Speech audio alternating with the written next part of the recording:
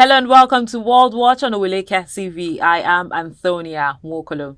A Russian court has sentenced a U.S. soldier to 3 years and 9 months in jail on charges of theft and threatening to kill his girlfriend. Staff Sergeant Gordon Black was sentenced by a court in Vladivostok in Russia's Far East and will serve his term in penal colony. Staff Sergeant Black, who was arrested in May, had pleaded not guilty to the murder threat charges but admitted he was partially guilty of stealing 10,000 rubles from her. Prosecutors had called for him to be jailed for 4 years and 8 months, while his defense asked for him to be acquitted. In other news, people have been killed and injured after a huge fire broke out at a munition depot in Chad, causing major explosions. Foreign Minister Koulamallah Abderrahman has said blaze happened at a military depot in the Guji area of the capital. President Mahamat Idris Deby sent his condolences to the victims and their families without specifying the number of casualties. Now, South Africa's Cyril Ramaphosa is due to be sworn in for a second term in office as president. Lawmakers re-elected him to stay on as president last week following a deal between his African National Congress to form a coalition government with long-term rival Democratic Alliance and other parties. The ANC, which has governed since the end of apartheid in 1994, lost its majority for the first time after the 29th May election produced no outright winner.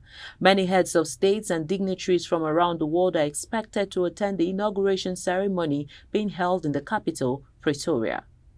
The SNP is set to launch its manifesto with the spotlight on plans for a major investment in the NHS. The overall budget is affected by spending by the UK government, and the SNP has previously blamed this for limitations in the Scottish NHS. At the manifesto launch in Edinburgh on Wednesday morning, First Minister and SNP leader John Sweeney calls for an end to Westminster cuts and urged the next UK government to increase NHS spending by a minimum of £10 billion extra each year. Let's go on a short break. Still to come are stories in entertainment and sports. Follow us on our social media handles at Owileke TV. Visit our website at www.owileke.tv for a thrilling journey. Owileke TV, rising star at the fairground.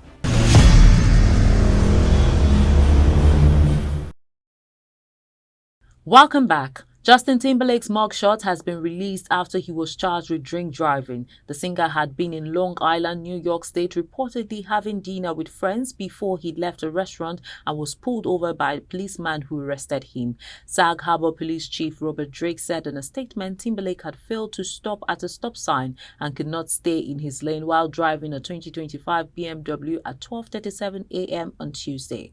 Court documents filed added that the former boy band star's eyes were bloodshot and glassy when he was pulled over by the police.